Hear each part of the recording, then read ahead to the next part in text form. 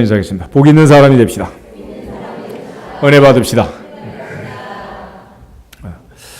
오늘은 요한복음 5장에 있는 세 번째 표적, 38년 된 베데스다 연못가에 병자를 구조주신 사건을 같이 살펴보도록 하겠습니다. 요한복음을 기록한 사도 요한의 목적은 요한복음 20장 30절 31절에 있는 말씀처럼 예수께서 제자들 앞에서 행하지 아니한 많은 일들을 행하셨지만은 특별히 7가지 사건을 표적으로 삼아서 기록한 이유는 너희로 예수께서 하나님의 아들 그리스도이심을 믿고 그 이름을 힘입어서 생명을 얻게 하는 것이다 그랬습니다. 그래서 요한복음에는 기적이라든지 이적이라는 말 대신에 표적이라는 말을 씁니다. 표적은 헬라어로 세메야라는 말인데 이 말은 이정표, 표지판 이런 의미입니다. 예를 들어서 서울에서 부산까지 갈 때 많은 이정표가 지금 도로마다 서 있습니다. 어떤 이정표는 갈림길에, 어떤 이정표는 직진하는 고속도로에 서 있죠. 앞으로 몇 킬로를 더 가면 어디가 나온다. 여기서 갈림길이 나오는데 좌로 가면 어느 쪽이고 우측으로 가면 어느 쪽이다. 그런 그 갈림길마다 또 이정표를 세우고 있습니다.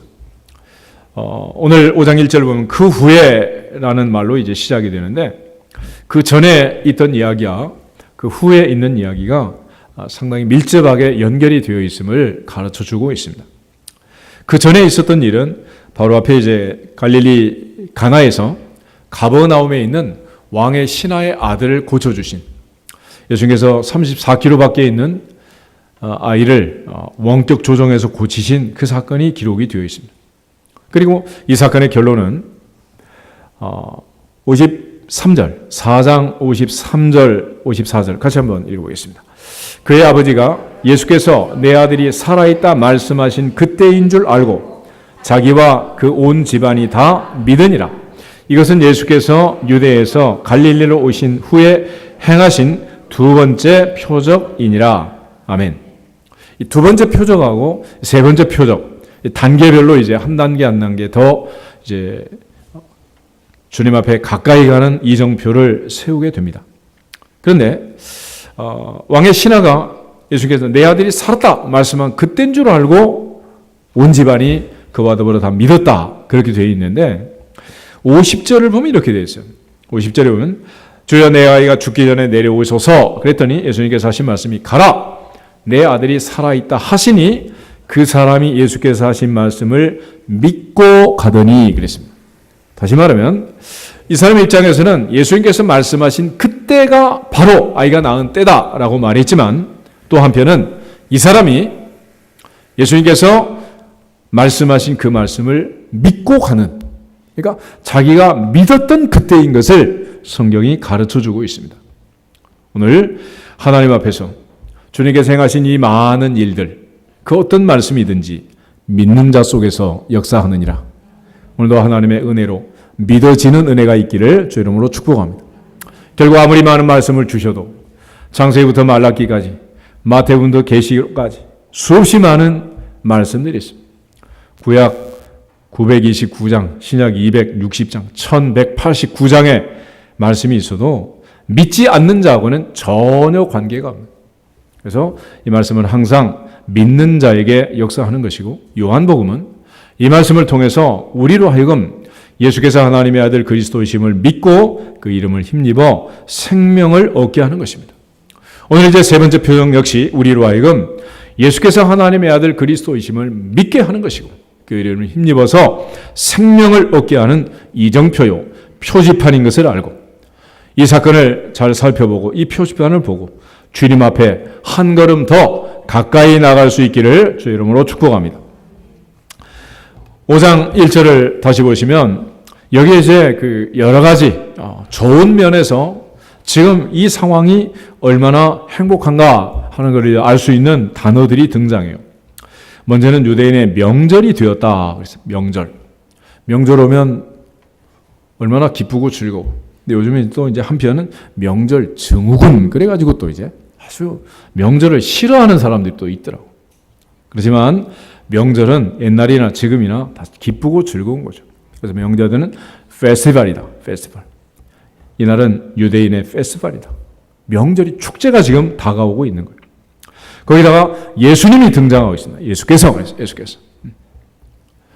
요한복음 1장 14절 말씀처럼 말씀이 육신이 되어 우리 가운데 거하시매 우리가 그 영광을 보니 아버지의 독생자의 영광이요 은혜와 진리가 충만하더라. 할렐루야. 말씀이 육신이 되어 우리 가운데 오시고 은혜와 진리가 충만하신 그 주님께서 역사의 한 정점에 인간의 몸으로 태어나서 사셨고 육체로 오신 예수님이 지금 이 자리에 계시고 있다.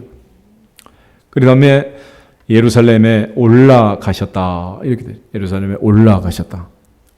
예수님께서는 성전을 향해서 예루살렘을 향해서 올라가고 계십니다.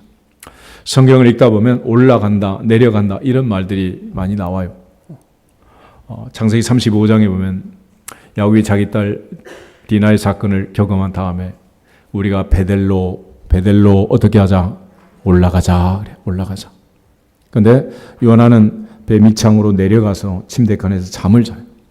삼손은 딥나로 내려가고 가사로 자꾸 내려가다가 머리가 잘리고 죽습니다. 우리의 신앙이 독수리 날개치며 올라감같이 올라가기를 주 이름으로 축복합니다. 우리의 기도가 올라가고 우리의 믿음이 올라가고 오늘도 예배의 향이 하나님 보좌에 올라가서 금 보좌에 받쳐지는 시간이 되기를 주 이름으로 축복합니다. 우리나라에서 대체로 이제 올라간다라는 말을 쓸 때 대부분의 사람들은 서울로 어떻게 한다? 올라간다 그래. 그렇지? 한양으로 올라간다. 부산은 어떻게? 부산 내려가는 거야. 광주 목포 다 내려가. 서울은 올라가는 거야. 올라가. 그런데 그 옛날부터 다 한양으로 올라가는데 한양으로 내려간다. 그런 사람들이 있어요. 이 개성 사람들. 개경 사람들. 그러니까 고려의 후예니까 조선이 마음에 안 드는 거지 뭐. 그러니까 한양으로 내려간다. 그 외에는 전부 다 올라간다. 그렇게 표현했어요. 시편 121편부터 이제 성전에 올라가는 노래. 시편에 보면 하나님 앞에 성전에 올라갈 때 부르던 그런 노래도 있습니다. 나의 도움이 어디서 올고 나의 도움이 천지를 지으신 여호와에게서로다. 할렐루야. 그러니까 하나님 앞에 올라가면서 하나님의 도움을 구하면서 예배자는 하나님 앞에 올라와야 하느니라. 우리의 예배는 올라가야 하느니라. 오늘 밤도 이 시간도 특별히 올라가는 시간이 되기를 주 이름으로 축복합니다. 야곱의 사닥다리를 본 천사가 오르락 내리락 했어요. 올라갈 때는 기도를 가지고 올라가고 우리에게 내려올 때는 응답을 가지고 내려왔는데 야곱은 평생 사기치고 쏟고 속이고 살았기 때문에 뭐 올라갈 게 없어. 올라가는 게 없으니 내려오는 것도 여전히 없는 거죠. 그래서 빈수레만 날마다 오르락 내리락 했던 야곱의 사닥다리가 있었습니다. 야곱이 빈수레가 오르락 내리락한 자기 사닥다리를 보고 깜짝 놀래가지고 거기서 서원하면서 기도를 합니다. 그때 야곱의 기도는 서원 기도는 하나님 보좌에 올라가고 하나님의 응답이 그의 평생에 내려오게 되는 거예요. 오늘부터 우리의 기도가 올라가는 자가 되기를 주 이름으로 축복합니다. 하나님의 응답이 그치지 않기를 주 이름으로 축복합니다.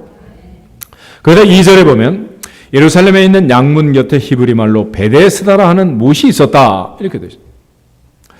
예루살렘에 양문이 있는데 양문은 양이 통과하는 문입니다. 양. 제물이 주로 이제 하나님께 드려지는 제물들이 통과하는 문이에요.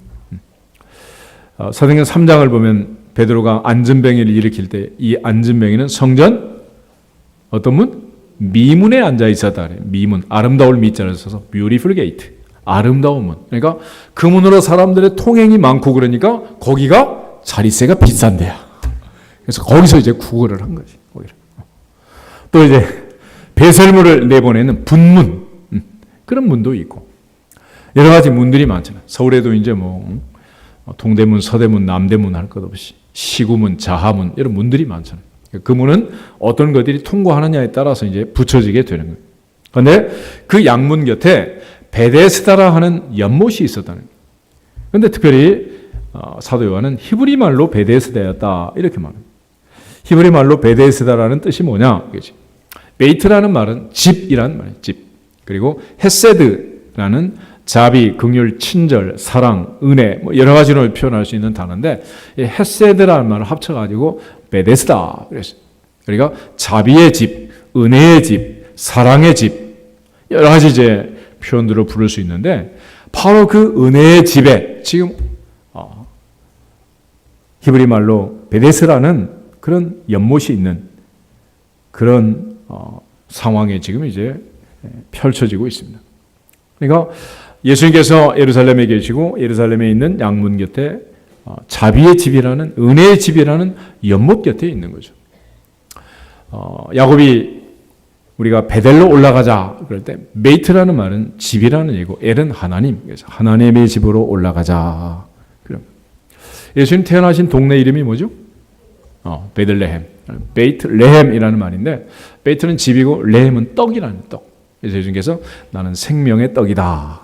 생명의 떡이신 주님이 떡집에서 태어나신 거예요. 이처럼 의미를 지금 이제 갖다 부여를 하는 거예요. 그러니까 지금 요한복음 5장에서는 명절이 되었고 예수님이 계시고 예루살렘에 올라가셨고 은혜의 집, 자비의 집에 지금 도착했고 그러니까 오늘은 좋은 일이 있을 것 같아? 나쁜 일이 있을 것 같아? 좋은 일이 있는 거예요. 좋은 일. 할렐루야. 그래서 우리에게 은혜의 보좌 앞에 담대히 서라 그랬습니다. 오늘도 하나님께서 우리에게 풍성한 은혜를 주시기를 주의 이름으로 축복합니다. 거기다가 이제 맨 끝에 보면은 이날은 어떤 날이었다? 안식일이었다. 안식일. 그러니까 이제 모든 것이 다 하나님께서 주시는 복된 날이야.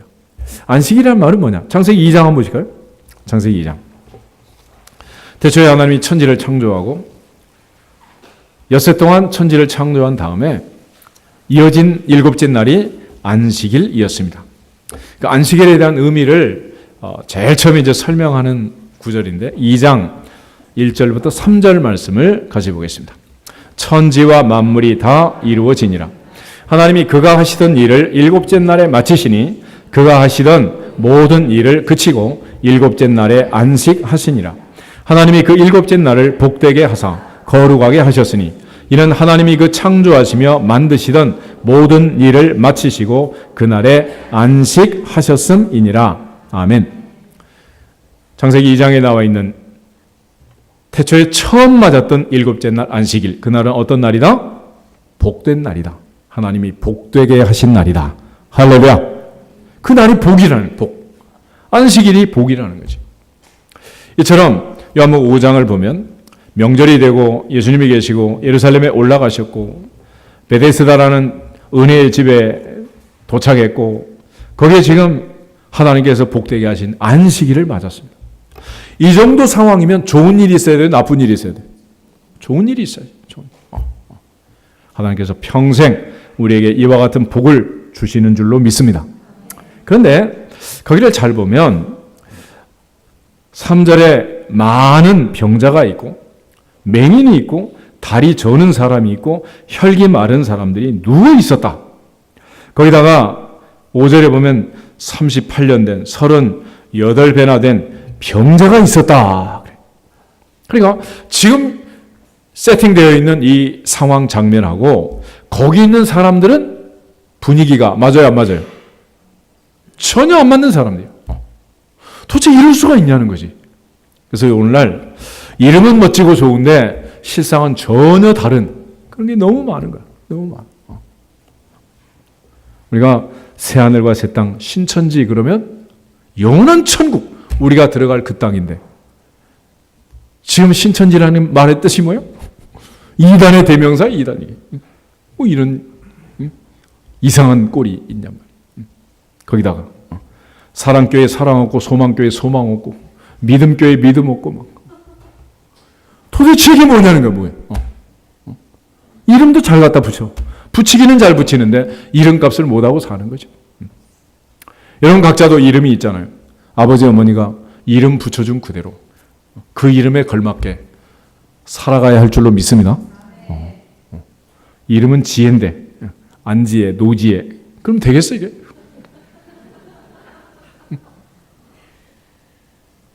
충만한 은혜, 하나님의 은혜, 할렐루야. 날마다 달마다 잘 되라 이거야. 그래서 우리 아버지가 내 이름 지을 때도 수풀림에다 창성할 창에다 날마다 에브리데이 날마다 울창한 숲풀처럼 잘 되거라. 그리고 그 이름을 지어주신 거예요.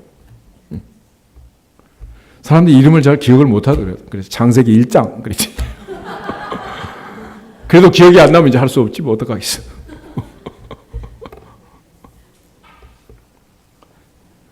아브라함도 이삭도 야곱도 이름에 뜻이 있어요 없어요? 뜻이 있잖아. 이렇게 좋은 집에서 지금 병자가 있고 맹인이 있고 다리 저는 자가 있고 38년 된 이 아픔 속에 누워있는 이런 사람이 있단 말이에요. 이게 바로 이제 우리의 또 다른 이정표가 되고 있습니다. 이 길목에서 이 코너에서 우리 어느 쪽으로 가야 되냐는 거예요. 예수님께서 물을 포도주로 변화시키시고 갈릴리 가나에서 34km 떨어진 가버나움의 어린아이를 고쳐주시고 오늘 세 번째로 이제 38년 된 병자를 고치십니다. 38년이란 기나긴 세월, 흘러가 버린 세월. 어떻게 하면 좋으냐는. 그런데 예수께서 제일 먼저 이 사람에게 묻는 질문이 있습니다. 그게 뭐냐면 6절에 보면 예수께서 그 누운 것을 보시고 병이 벌써 오래된 줄 아시고 이르시되 내가 낫고자 하느냐. 할렐루야. 예수님께서 이 상황을 바꾸기 위해서 제일 먼저 던진 질문이 있어요. 내가 낫고자 하느냐. 할렐루야. 네가 원하느냐? 그 말이에요. 원하느냐. 그러니까 인생에 있어서 제일 중요한 것. 우리가 무슨 일을 하든지 어떤 일을 하든지 제일 중요한 것은 평양감사도 누가 원해야 된다. 자기가 원해야 됩니다. 원치 않는 일을 하게 되면 힘들어. 그래서 아이들이 소풍날을 잡아놓으면 잠을 자요 못 자요? 잠을 못 자. 가기 싫어서 가고 싶어서. 그래 기도까지 하지. 그날은 뭐 하지 말라고? 이번 한 주간 그렇게 되기를 축복합니다. 가기 싫은 걸 억지로 막 무슨 교회에서 소풍이야 막. 남자가 여자를 귀찮게 하네요. 교회는 나를 귀찮게 막. 이렇게 되면 어떻게 되겠어요? 기대하면서 기다리면서 자원할 때 하나님의 역사가 일어날 줄로 믿습니다. 마태복음 8장에 보면 나병 환자가 예수님이 말씀을 마치고 내려오자 이렇게 엎드립니다.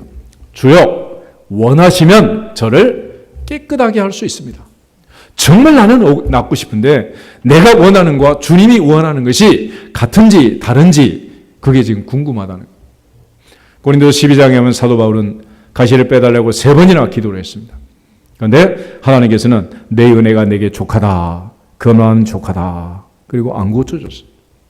모세도 가나안 땅에 못 들어간다 그러니까 제발 좀 나 들어가게 해주세요. 그러니까 다시는 그런 말 하지 말라. 넌 너무 많은 은혜를 받았다. 그렇게 말씀하세요. 예수님께서 십자가에서 죽음을 앞에 두고 기도할 때 이런 기도하셨습니다. 나의 원대로 마시고 누구 원대로? 아버지 원대로 하옵소서.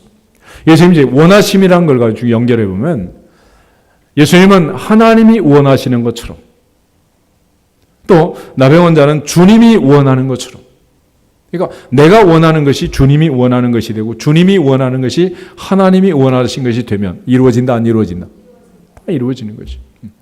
그래서 특별히 예수님께서 질문을 하는 뭘 원하느냐? 마가복음 10장을 한번 찾아보겠습니다. 마가복음 10장에 보면 여리고를 빠져나가면서 예수님께서 맹인 거지 바디메오를 만나게 됩니다. 디메오의 아들 바디메오를 만났는데 막 소리를 지르잖아요. 사람들이 잠잠하라. 더 소리를 막 질러. 그래서 예수님께서 데려와라. 그러자 옷을 집어던지고 주님 앞에 갔습니다. 그때 주님께서 하시는 말씀 50절에서 52절을 보겠습니다.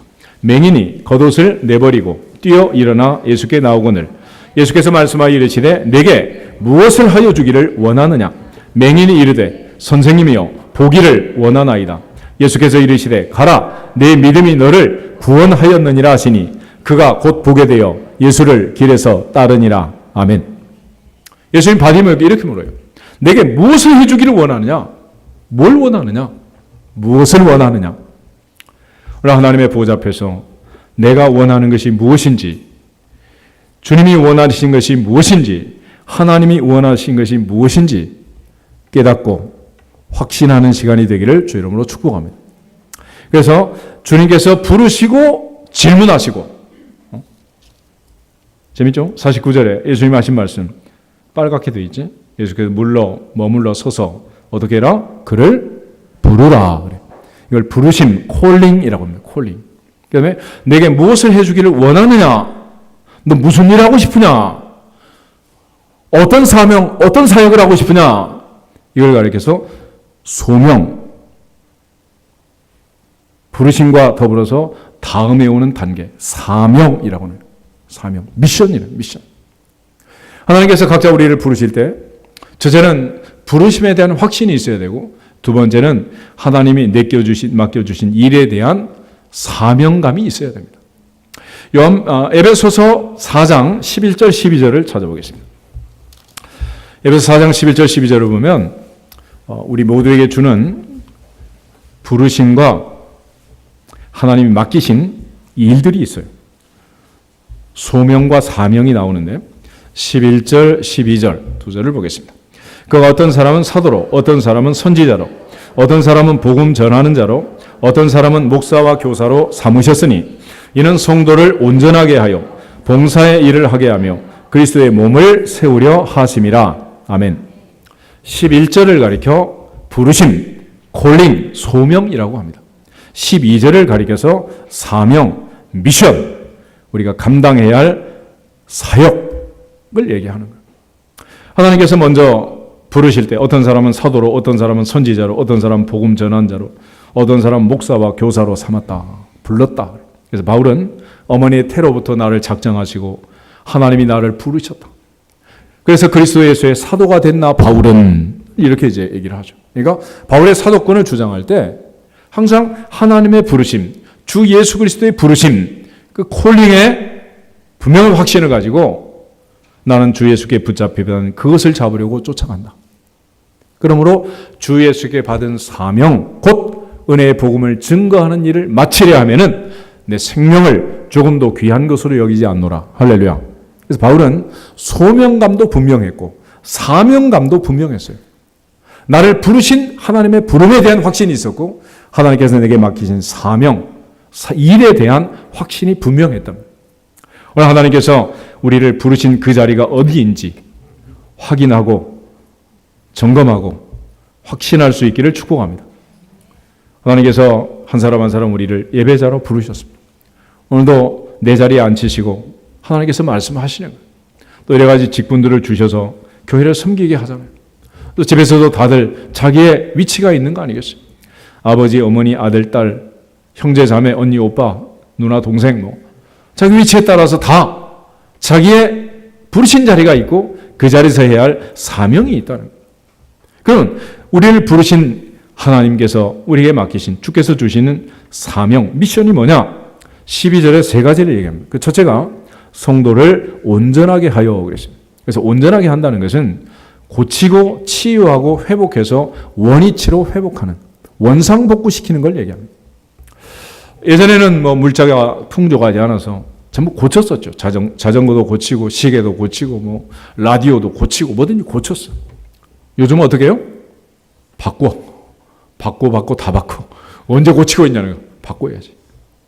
앞으로 이제 세상이 발전하면 발전할수록 이제는 바꿉니다. 교체. 바꾸는 거지 고쳐 쓰지 않아. 근데 하나님께서는 80의 모세도 고쳐갖고 쓰시고 가슴이 문드러진 그 모세를 손을 넣다 뺐다 하면서 깨끗하게 해서 쓰시고 선지자 이사야, 입술이 부정한 그 이사야를 제단 숯불로 지져서 정결하게 해서 고쳐가지고 쓰시고 세 번씩이나 부인하고 저주했던 그 베드로 내가 나를 사랑하느냐 세 번씩이나 물으시면서 고쳐가지고 쓰시고 예수님을 박해하고 핍박했던 사울을 고쳐서 바울 만들어 쓰시고 할렐루야. 만약에 하나님께서 우리 지금 현재 하는 것처럼 교체한다면 히딩크가 축구선수 교체하듯이 교체해서 쓴다면 우리 남아있을 사람이 있어요 없어요? 다 아웃이야 아웃. 능력이 안 돼. 우리 가지고 뭐 동네 축구도 안 돼 이거. 다 바꿔야지. 그렇지만 하나님께서는 고쳐서 쓰시느니라. 할렐루야. 그래서 그런 사명이 내게 있기 때문에 내가 해야 할 제일 중요한 일은 뭐냐? 하나님 앞에 내가 먼저 고침을 받는 것입니다. 이사야는 성전에 들어가서 볼 수 있는 눈이 열리고 들을 수 있는 귀가 열리고 깨달을 수 있는 마음을 그에게 주셨어요. 그래서 너는 가서 이 백성으로 하여금 눈이 있어도 보지 못하게 하고 귀가 있어도 듣지 못하게 하고 마음으로 깨닫고 돌아오지 못하게 해라. 그런 사명을 주는 거예요. 베드로에게 네가 나를 사랑하느냐? 내가 주님을 사랑합니다. 내 양을 먹여라. 내 양을 치라. 주님께서 3번씩이나 부인하고 저주했던 이 왼수 같은 베드로를 사랑하시면서 주신 그 사명감을 가지고 너도 어떻게 하라는 거예요? 사랑하라는 거지. 사랑. 그래서 그 베드로가 하는 말을 보면 베드로전서 5장을 한번 보실까요?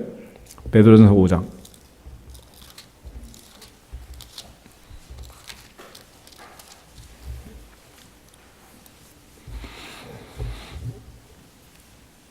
1절부터 4절까지 주님의 음성을 듣고 주님의 말씀을 듣고 그는 어떻게 깨닫고 어떻게 사명을 감당했는지 같이 보겠습니다. 너희 중 장로들에게 권하노니 나는 함께 장로된 자요 그리스도의 고난의 증인이요 나타날 영광에 참여할 자니라. 너희 중에 있는 하나님의 양무리를 치되 억지로 하지 말고 하나님의 뜻을 따라 자원함으로 하며 더러운 이득을 위하여 하지 말고 기꺼이 하며 맡은 자들에게 주장하는 자세를 하지 말고 양무리의 분이 되라. 그리하면 목자장이 나타나실 때에 시들지 아니하는 영광의 관을 얻으리라. 아멘. 베드로는 이렇게 주님께서 내 어린 양을 먹이라 하는 사명을 깨닫고 감당을 하는 거예요. 다시 에베소 4장을 보면 첫 번째가 하나님의 사람, 성도를 온전하게 하는 것. 사람을 고치는 거예요. 그러니까 내가 먼저 회복되고 고침을 받아야 다른 사람 회복할 수 있지 않겠어요? 요즘 학교마다 이제 상담대학원 이런 게 많습니다. 진실로 내 문제가 해결이 되고 평안해야 남의 문제를 상담할 수 있는 거지.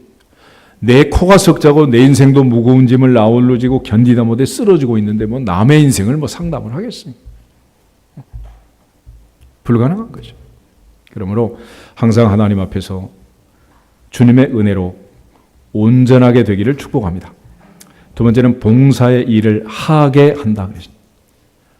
베드로는 베드로전서 4장에서 그런 말 했죠. 누가 봉사하려면 하나님의 공급하시는 힘으로 하는 것처럼 해라. 내 것 가지고 하는 것처럼 생색내지 말고 하나님이 공급하시는 힘으로 하는 것처럼 해라. 할렐루야. 내게 있는 모든 은사와 달란트, 물질과 시간, 생명, 건강 누가 주신 겁니까? 하나님 주신 거예요. 다시 말하면 못하게 하면 아무도 못하는 거예요. 나중에는 숨도 못 쉬고 가는 것입니다. 숨 쉬는 것 그야말로 숨쉬기야.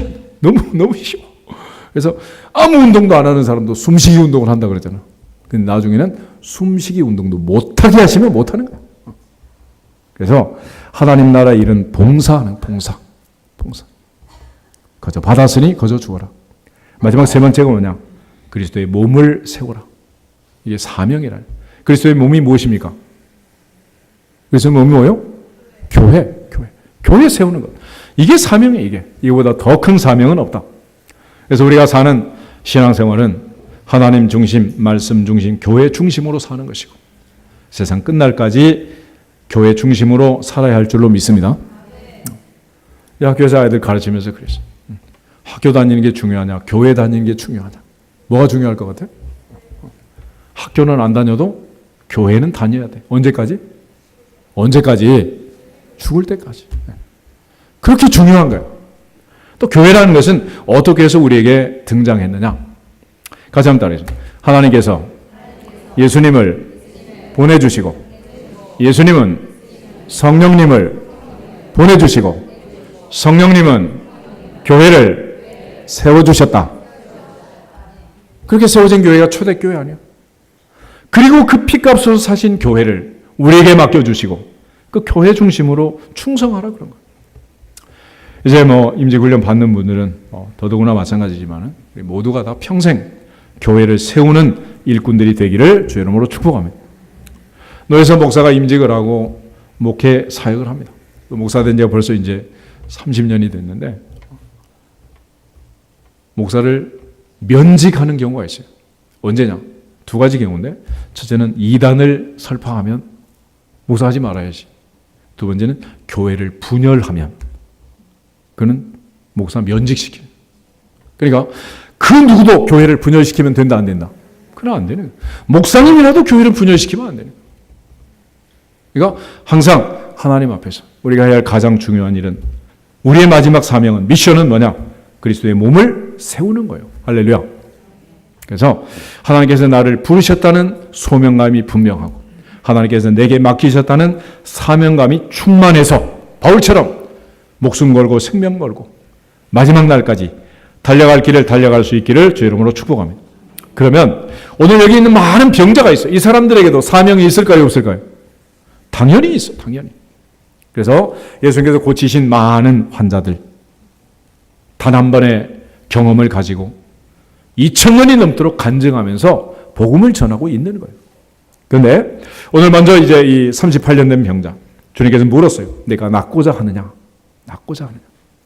무슨 일 하든지 우리가 제일 중요한 것은 이 사명감과 소명감, 소명감과 사명감을 가지고 진실로 주님이 원하시는 그 일을 감당할 수 있기를 주의 이름으로 축복합니다. 내가 원하지 않는 것 억지로 하다 보면 너무 힘들어. 먹는 것도 내가 먹고 싶은 걸 먹으면 너무 행복하고 즐거운데, 먹기 싫은 거 막 쓴 약을 엄마가 억지로 먹으라 그래. 쓴 건 몸에 좋다고. 아무리 좋아도 기분 좋아 안 좋아? 몸에 좋은 걸 어떻게 먹어? 기분 나쁘게 먹는 거야. 그게 몸에 좋겠어 안 좋겠어? 좋을 리가 없지. 좋을 리가 없어. 그러니까 아무리 좋은 일도 기분 나쁘게 막 억지로 시키면 하기 싫어. 그러니까 애들이 청소하려고 빗자루 들었다가 여기도 쓸어라 그러면 하기 싫대. 하려고 했는데 시키니까 싫다는 거야. 억지로 하는 거 막 싫어. 싫어. 원해서 해야지 하기 싫어서 억지로 하면 안 돼. 그러니까 옛날에 뭐냐, 할머니 할아버지 시집 장가 갈 때는 그 증조 할아버지 할머니가 정해가지고 너 가라. 가기 싫어도 억지로 가는 거야. 그러니까 막 죽을 때까지 얘기를 하잖아, 막 그지?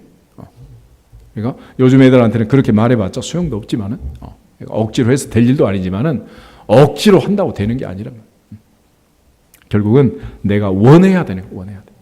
하기 싫은 거는 평양 감사도 잘할 수 있다 없다? 할 수 없어. 뭐든지 내가 원해야 되는 거야. 요즘 그 다이어트 하는 사람 많잖아. 첫 번째 원리가 뭐냐? 첫 번째 원리가 진심으로 원해야 된대요. 다 원하지 누가 안 원하냐고 그렇게 말하겠지만, 원하는 척 하면서 마음속 한구석에는 뭐냐? 절대 안 될 거야. 절대로 안 될 거야. 그래서 지금 38년 동안 누워있는 병자처럼 38년 동안 다이어트를 못하는 거야. 이게 무슨 뜻이냐? 이런 이정표가 주는 교훈이 있을까요, 없을까요? 있을 것 같아, 없을 것 같아? 있지. 없으면 이런 말을 하겠어? 하필 뭐 36년도 아니고 7년도 아니고 9년도 아니고 왜 38년이겠어? 다 이유가 있지. 신명기 2장을 한번 찾아보겠습니다. 신명기 2장.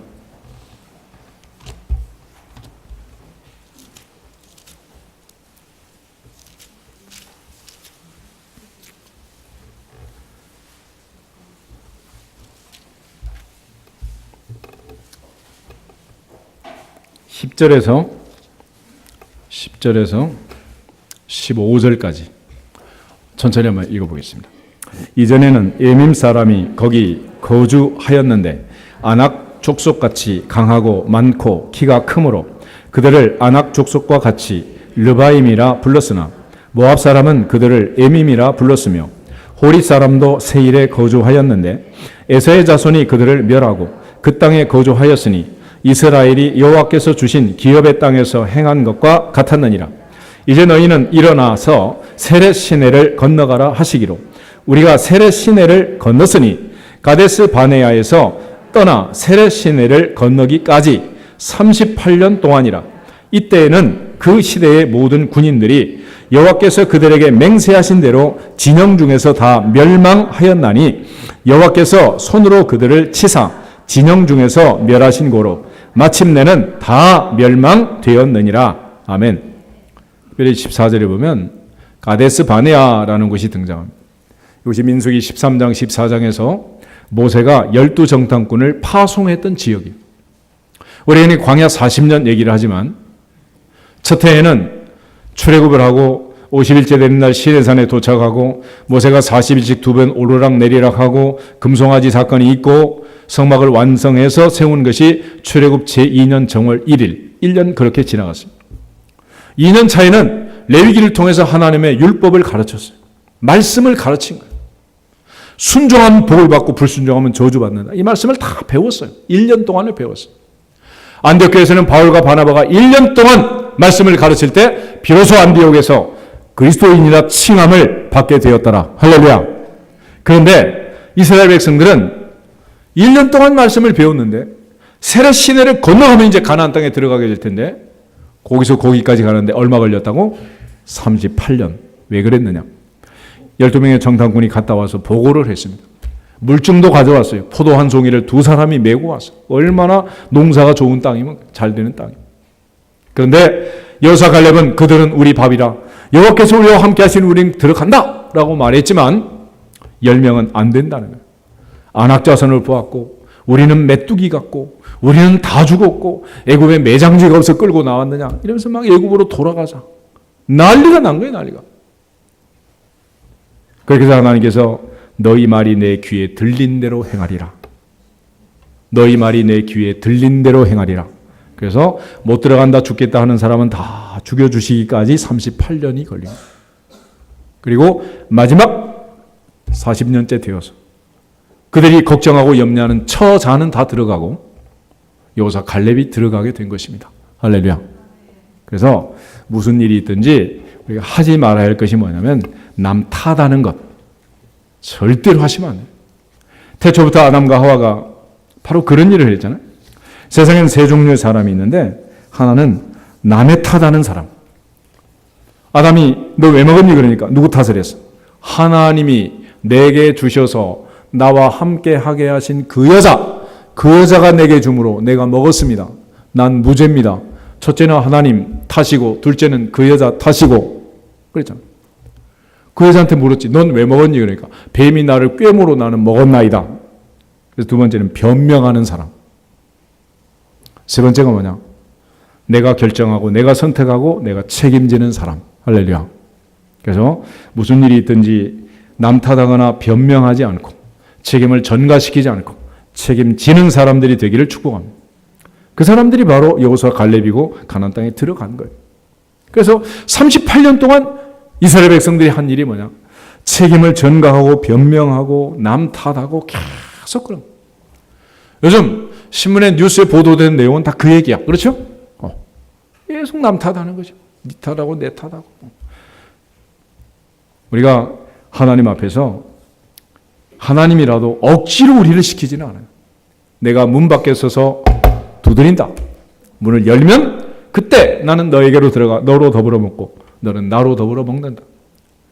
하나님도 억지로 막 문을 부시고 막 들어오지 않는다면. 궁극적으로 38년 된 병자, 이 병자를 고치는 데 있어서도 정말 중요한 것은 이 사람이 원해야 된다는 거예요. 근데 이 사람 입에서 나온 말이 뭐예요? 주여, 물이 움직일 때 나를 못에 넣어주는 사람이 없어. 내가 가는 동안에 다른 사람이 먼저 내려갑니다. 누구 탓을 하고 있어? 남 탓을 하는 거야. 또 도와주지 않는다고. 그래서 나는 지금 38년 동안 이렇게 누워있다고 그러는 거야. 3절 끝에 가면 괄호되어 있는 부분이 있죠. 4절까지. 같이 한번 읽어보겠습니다. 물의 움직임을 기다리니 이는 천사가 가끔 못에 내려와 물을 움직이게 하는데 움직인 후에 먼저 들어가는 자는 어떤 병에 걸렸든지 낫게 됨이러라. 아멘. 이게 이제 세상의 법칙이야. 세상. 그러니까 세상에서는 누구만 살아남는다. 1등. 2등도 뭐한 2등도. 1등만 살아. 1등만. 이게 지금 세상이라면. 2000년 전에도 그렇고 지금도 그렇고. 그래서 우리는 모두가 다 기도할 때 하나님 아버지 내 아들 몇 등? 몇 등? 1등, 1등하게 해주시고 1등하게 해주시고 국회의원도 몇 등만 국회 가는 거야. 한 표라도 많아서 1등 해야지 1등 뭐든지 1등. 우리 기도가 전부 이루고 있는 거야. 여기 하나님께서 이정표를 세우시고 우리에게 말하는 거야. 1등 가지고 낳는 게 아니다. 믿음으로 낳느니라. 믿음으로 낳느니라. 믿는 자에게는 능치 못할 일이 없느니라. 할 수 있거든이 무슨 말이냐. 내게 능력 주신 자 안에서 내가 모든 것을 할 수 있느니라. 할렐루야. 그래서 내가 진심으로 전능하신 하나님의 능력을 믿고 내가 원하는 그대로 주님이 원하시고 주님이 원하시는 대로 아버지가 원하시는 그 뜻에 합당하게 살면 하나님께서 우리를 고쳐주시고 새롭게 하시고 회복하여 주실 줄로 믿습니다. 세상의 방법이 아닌 하나님의 방법. 그래서 예수님께서 하신 말씀 중에 이런 게 있잖아요. 먼저 된 자가 나중되고 나중된 자가 먼저 되는데 그런 일이 많다. 근데 세상에서는 그런 일이 많다 적다? 많을 수가 없어요. 많을 수가 없어. 그러잖아요. 어떤 녀석은 기어가고 어떤 녀석은 걸어가고 어떤 녀석은 자전거 타고 가고 어떤 녀석은 버스 타고 가고 어떤 녀석은 전철 타고 가고 어떤 녀석은 자가용 비행기 타고 가고 따라잡을 수 있어 없어? 못 잡는 거예요. 그래서 세상에서는 1등이 꼴찌하기도 어렵고 꼴찌가 1등하기도 어려운 거예요. 그런데 하나님 나라에 들어오면 기준이 달라지기 때문에 그런 일이 많다는 거예요. 할렐루야. 그래서 예수님께서 묻습니다. 내가 낫고자 하느냐? 진심으로 원하면 하나님께서 고쳐주실 줄로 믿습니다. 애들이 엄마, 아빠 뭐 사주세요 그럴 때 대충 한두 마디 하고 말면 사줘? 정말로 원하면, 진심으로 원하면 해줘야지 뭐. 딸이 원한다는데 아들이 원한다 안 해주겠어요? 해줘야지. 그래서 주님께서 내가 원하느냐 그랬어요. 마가복음 10장에도 바디메오를 만나신 주님, 내게 무엇을 해주기를 원하느냐? 주여 보기를 원하나이다. 주여 보기를 원하나이다. 보고 싶다는데 어떻게 해줘야 돼? 보게 해줘야지. 그래서 내 믿은 대로 될지어다. 할렐루야. 그렇게 해서 된 거예요. 오늘 많은 사람들이 여전히 세상의 방법, 세상의 기준 그걸 가지고 와서 하나님 1등 시켜주세요. 1등. 내 아들도 내 딸도 내 남편도 내 아내도 1등. 그렇지만 하나님께서는 그런 방법이 아닌 하나님의 방법으로 일을 하시는 거예요. 복은 하나님이 주시는 거고 행복은 성적순이 아니라 하나님의 은혜 순서다. 할렐루야. 베데스다에 와서 은혜의 집에 와서 은혜는 구하지 않고 1등만 구하는 자들아 38년 동안 구해봐라 해결이 되느냐. 이정표가 딱 서 있는 거예요. 보입니까? 이정표가 그게 보여야 되는 거예요. 주님께서 지금 여기가 갈림길이다. 이정표를 세우고 지금 1등 하려고 하지 말고 누구한테 가라? 예수 앞에 가라. 예수 앞에. 히브리서 4장을 한번 찾아보겠습니다. 히브리서 4장 14절부터 16절. 히브리서 4장 14절부터 16절 말씀 같이 보겠습니다. 그러므로 우리에게 큰 대제사장이 계시니 승천하시니 곧 하나님의 아들 예수시라. 우리가 믿는 도리를 굳게 잡을지어다. 우리에게 있는 대제사장은 우리의 연약함을 동정하지 못하시리가 아니요 모든 일에 우리와 똑같이 시험을 받으신 이로되 죄는 없으시니라. 그러므로 우리는 긍휼하심을 받고 때를 따라 돕는 은혜를 얻기 위하여 은혜의 보좌 앞에 담대히 나갈 것이니라. 할렐루야. 은혜의 보좌 앞에 담대히 나가라. 은혜의 집 자리의 집에 와서 또 1등 구하지 말고 하나님 앞에 은혜를 구하라. 너희가 그 은혜에 의하여 믿음으로 말미암아 구원을 얻었나니 이것이 너희에게서 난 것이 아니요 하나님의 선물이라. 할렐루야. 보라 지금은 뭐 받을 때요? 1등 할 때요? 은혜 받을 때요. 할렐루야. 오늘 수능시험 치는 아이들 명단을 주보에 발표했는데 1등 하기를 축복합니다. 그렇지만 은혜 받는데 먼저 1등하고 믿음도 1등하고 기도도 1등하고 할렐루야.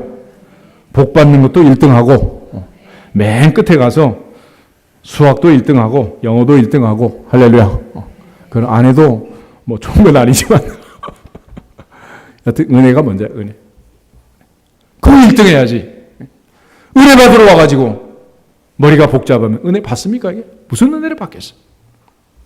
그러므로 하나님이 은혜 주시면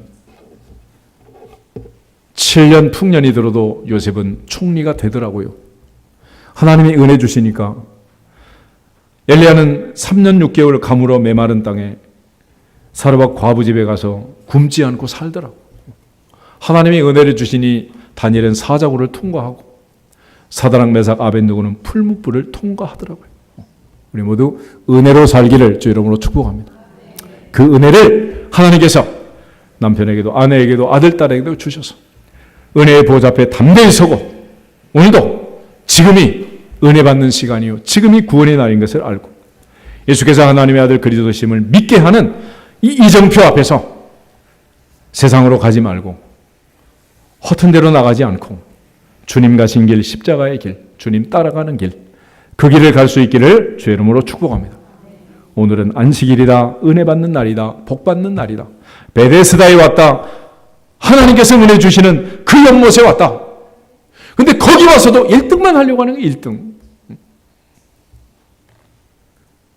세상이 정한 1등이 아니라 하나님 앞에 기도하는 일에 1등하고 말씀 듣는 일에 1등하고 믿어지고 복 받는 일에 1등하고 하나님이 약속하신 신령한 복을 누릴 수 있기를 주 이름으로 축복합니다. 38년 동안 그렇게 살아서 해결된 일이 없잖아요. 지금도 가망이 없잖아요. 아무도 못에 넣어줄 사람도 없고 38년 동안 누워 있었는데 뭐 장애자 올림픽 나가면 1등 하겠어요? 오직 주의 은혜, 오직 은혜. 주님이 일어나게 할 때, 주님이 도와주실 때, 주님이 밀어주실 때, 내게 능력 주실 때 그때만 일어나 걸어가게 될 줄로 믿습니다. 주님의 은혜를 받고 걸어가는 우리 모두가 되기를 주님의 이름으로 축복합니다. 우리 찬송 하나